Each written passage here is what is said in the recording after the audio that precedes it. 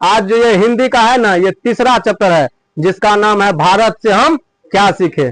जब भी भारत का नाम याद आता है ना, तो ऐसे समझ लीजिए राष्ट्रीय गीत, देशभक्ति की मतलब ऐसे समझ लीजिए ना, भावना मन में उत्पन्न हो जाती है। तो हम लोग एक गीत सुने हैं, शायद तुम लोग भी सुना होगा, ठीक ना, जो भी छात्र छात्राएं सभी विद्यार्थी लगभग में सुना होगा। तो ये प्यारा जो मतलब राष्ट्रीय गीत है, आप लोग एक बार अवश्य सुनिएगा।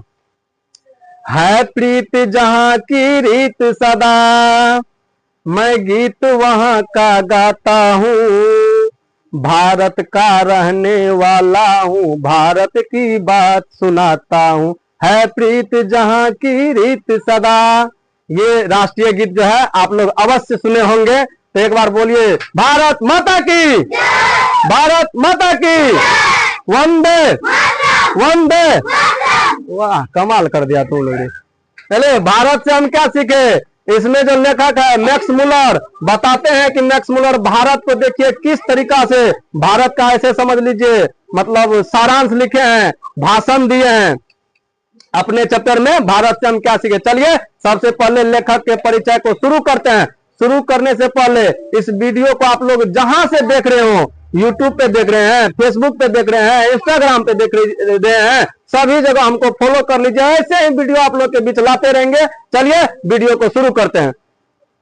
बताया गया है कि फ्रेडरिक मैक्स मुलर, इनका पूरा नाम है Friedrich Max Muller. Max Muller साहब का पूरा नाम है फ्रेडरिक मैक्स मुलर का जन्म 6 दिसंबर 1823 ईस्वी आधुनिक जर्मनी के हेसाउ नामक नगर में हुआ था। इनके पिता का नाम विल्हेम मुलर तथा माता का नाम एल्डे हेल्ड मुलर था। मैक्स मुलर जब 4 वर्ष के हुए तो इनके पिता की मृत्यु हो गई।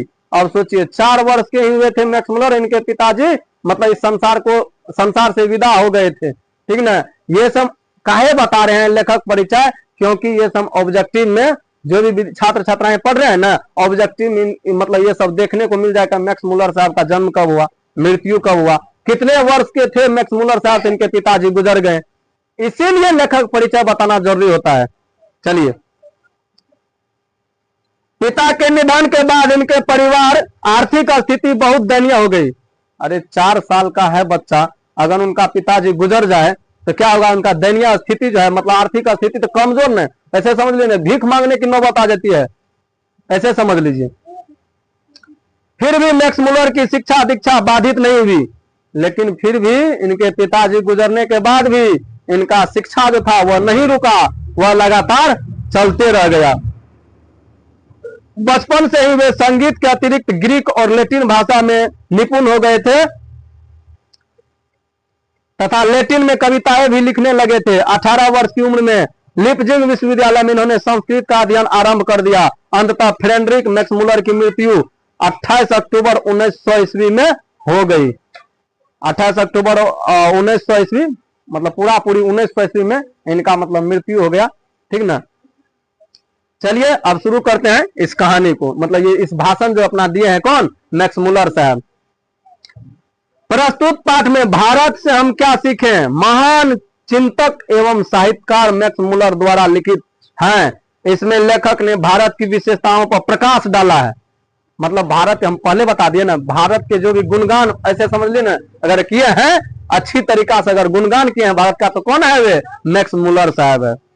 लेखक का मानना है कि संसार में भारत एक ऐसा देश है जो सर्वविध संपदा, प्राकृतिक सौंदर्य से परिपूर्ण, भूतल पर जैसे दार्शिक ऐसे समय स्वर्ग की छटा यही देखने को मिलती है। कहां पे स्वर्ग की छटा बताए हैं, भारत में बताए हैं। अब हम थोड़ा ये क्लिप जो है मतलब किताब से बताएं, अब बता रहे हैं भारत के बारे में, आप लोग मतलब ध्यान से सुनिए। ये मैक्स मुलर साहब बताते हैं कि अपना जो भारत है ना, ये सर्वविध संपदा, सब कुछ से संपन्न है। पैसा से, अब पैसा से भी संपन्न हो गया है, ठीक ना, शिक्षा से भी संपन्न हो गया है, वैज्ञानिक से भी संपन्न हो गया है, शिक्षकों से संपन्न है, ऐसे समझ लीजिए ना, सभी चीज से परिपूर्ण है। कौन देश, भारत देश, ठीक ना।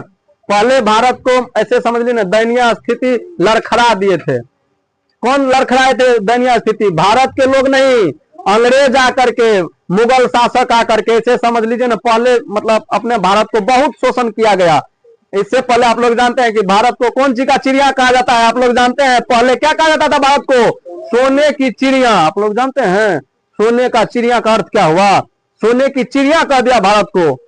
यहाँ पे सोने चांदी ऐसे समझ लिए, इसका कोई कमी नहीं था, लेकिन यहाँ पे कुछ मतलब ऐसे समझ लीजिए आतंकवादी आकर के, अंग्रेज आकर के मतलब भारत का ऐसे समझ लीजिए ना दयनीय स्थिति को लड़खड़ा दिए, ठीक ना। तो यही इसीलिए भारत थोड़ा कमजोर हो गया था, अब नहीं है। अगर अब अभी बात करेंगे, अब किसी से कमजोर नहीं है, ठीक ना। तो चलिए इसमें बताते हैं कि आप लोग मतलब जान रहे हैं ना कि भारत में लगभग 1500 के आसपास भाषा बोली जाती है। ये ऐसा ही देश है, 1500 के आसपास भाषा बोलने वाला देश कौन है? अपना भारत है। 1500 के आसपास भाषा बोला जाता है। तो आप लोग कमेंट में बताइए आप लोग कहां से मतलब इस वीडियो को देख रहे हैं, और आप लोग के क्षेत्र में कौन भाषा बोला जाता है। हम लोग के क्षेत्र में तो मैथिली बोला जाता है, मैथिली जिसको कहते हैं, और मैथिली में ठेठ भाषा है जिसको ग्रामीण भाषा में ठेठी कहते हैं। तो आप लोग बताइए कि आप लोग कहां से देख रहे हैं इस वीडियो को। आप लोग अपना कमेंट में राय मतलब भेजें कि आप लोग कौन भाषा मतलब बोलते हैं, ठीक, और किस राज्य से आते हैं। तो चलिए और आगे जो बात है भारत के बारे में, भारत के बारे में बताया है कि एक बात आप लोग जान लीजिए, मैक्स मुलर साहब को वेदांतियों का वेदांती, वेदांतियों का वेदांती किसने कहा है? स्वामी विवेकानंद जी ने मैक्स मुलर साहब को क्या कह दिया था? वेदांतियों का वेदांती। ये ऑब्जेक्टिव में आप लोग को पूछ लेगा, ठीक ना। यही सब बात है कि भारत जो अपना है सौंदर्य से समझ लीजिए ना परिपूर्ण है भारत। ऐसे समझ लीजिए अगर कोई भी मतलब आते हैं घूमने के लिए विदेशी यात्री, तो कहां घूम करके चले जाते हैं? दिल्ली आ जाते हैं। दिल्ली में मतलब इंडिया गेट वगैरह देख लेते हैं, ठीक ना, और वहां से घूम करके या ताजमहल आगरा में देख लेते हैं और वहीं से घूम करके चले जाते हैं फिर अपने देश। लेकिन यहाँ पे मैक्स मुलर साहब बताए हैं कि अगर आपको सच्चे भारत का दर्शन करना हो ना तो कहां पे आना पड़ेगा? अपना ग्रामीण क्षेत्र में। कहां आना पड़ेगा? आप लोग जानते हैं कि भारत का सच्ची आत्मा कहां निवास करती है? गांव में। ये किसने कहा था? महात्मा गांधी, जिसको अपना मतलब राष्ट्रपिता कहते हैं, बापू जी कहते हैं, यही कहे थे भारत का सच्चा मतलब आत्मा जो है ना कहां निवास करता है? गांव में, ठीक ना। तो जो भी आते हैं विदेशी सभी कहां चले जाते हैं? विदेशी आकर के मैं समझ लीजिए दिल्ली घूम लेते हैं, कहीं जगह घूमने वाला है वहीं घूम करके चले जाते हैं, गांव नहीं आते हैं। मैक्स मुलर साहब बताए हैं कि अगर आपको मतलब सच्चे भारत की दर्शन करना हो ना तो आपको कहां जाना पड़ेगा? गांव में जाना पड़ेगा, ठीक ना। तो यही बात आप लोग को बताते हैं इस चैप्टर में। और भारत बता दिए ना कि भारत का अपना जो ये इतिहास है मतलब बहुत पुराना है, ठीक ना। 2500 वर्ष बताया गया है पुराना है। कौन चीज के लिए? तो समझो संस्कृत भाषा के लिए। आप लोग जानते हैं कि भारत का पुराना भाषा क्या है? संस्कृत। और संस्कृत नहीं, संस्कृत तो पूरा समझ लीजिए पूरा विश्व का से भाषा हो गया पुराना। लेकिन भारत का जहां तक बात करें ना तो अगर सबसे पुराना भाषा का बात करें कोई भी देश का सबसे पुराना भाषा तो उसका नाम है वैदिक संस्कृत। वैदिक संस्कृत के बाद संस्कृत, उसके बाद हिंदी और उसके बाद इंग्लिश। ऐसे करके भाषा अपना मतलब क्रम में मतलब सजाए हैं और आए हैं। इसी प्रकार से आजकल तो बहुत सारे बच्चे हिंदी बोलना छोड़ दिए हैं और क्या मतलब इंग्लिश बोलना मतलब चालू कर दिए हैं। बड़े बड़े जगह पे कोचिंग भी खुल रहे हैं, तो संस्था भी खुल रहे हैं, तो इंग्लिश मीडियम, ठीक ना। हिंदी का वैसे वहां पे हिंदी सिर्फ हिंदी मतलब हिंदी में रहता है। बाद में कि मैथ पढ़िए, साइंस पढ़िए, कोई भी किताब पढ़िए आपको इंग्लिश में ही पढ़ना पड़ेगा। ऐसे ऐसे संस्थान है, ठीक ना। अब हिंदी का धीरे धीरे ऐसे समझ लेना, हिंदी को कोई ऐसे धीरे धीरे इसका मतलब समझ लीजिए ना कि उपयोग कम हो रहा है, लेकिन हिंदी को कोई मिटा नहीं सकता है। क्योंकि बताओ ना भारत का जो है ना राष्ट्रीय भाषा क्या है? हिंदी ही है। अगर आप लोग हिंदी पढ़ते हैं तो आप लोग बताइए, अगर आप लोग इंग्लिश पढ़ते हैं, हम ऐसे समझ लीजिए हम किसी भाषा का मतलब ऐसे समझ लीजिए ना तिरस्कार नहीं कर रहे हैं। अगर इंग्लिश पढ़ते हैं आपको पूछ देगा कि प्ले मीन्स क्या होता है? PLA हुआ है तो प्ले मीन्स क्या कहिएगा? खेलना। ऑनेस्ट मीन्स क्या होता है? HONEST। ऑनेस्ट मीन्स क्या कहिएगा? ईमानदार। काहे नहीं कहिएगा? क्योंकि देखिए अगर इंग्लिश बोलते हैं तो उसके पीछे क्या छिपा हुआ है? हिंदी। हिंदी नहीं जानेंगे तो इंग्लिश का कोई मतलब नहीं रहता है। क्या हुआ इसका माना है, क्या हुआ इसका मतलब? हिंदी ऐसा शब्द है समझ लिए।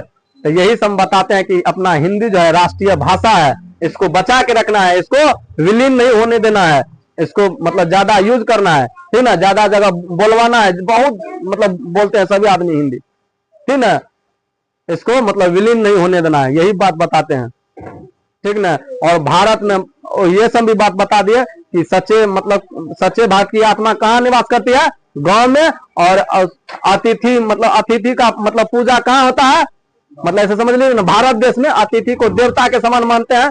और देवता बार बार जन्म किस देश में लेना चाहते हैं, भारत देश में। देवता बार बार जन्म कहाँ लेना चाहते हैं, भारत देश में, आप समझ लीजिए। और भारत को कौन देश कहा है आप लोग जानते हैं, साधुओं का देश कहा है, ऋषियों मुनियों का देश कहा है भारत को, ठीक ना। बस मैक्स मुलर साहब मतलब इतना ही, अपना सारांश बहुत बड़ा है इसका, जो आप लोग किताब में पढ़िएगा ना, ठीक ना, तो सारांश बहुत बड़ा है, लेकिन हम शॉर्ट में समझाने का, जो भी बच्चे किताब पढ़िएगा ना, आपको ऐसे समझ लीजिए ना 25% समझ में आएगा, बाद में कि जितना भी है ना 75% दिमाग से निकल जाएगा। इसीलिए हम शॉर्ट वीडियो लेकर के आते हैं कि ताकि आप लोग पूरा जो सारांश है ना, हमारे मतलब हम जो बनाते हैं वीडियो, एक ही वीडियो में आप लोग समझ जाए कि मूल मकसद क्या है इस किताब का, इस चैप्टर का मूल मकसद क्या है, ठीक ना। तो यही सब बताते हैं। इसके बाद हम इस वीडियो को मतलब खत्म करते हैं, मिलेंगे अगले वीडियो में, तब तक के लिए जय हिंद जय भारत।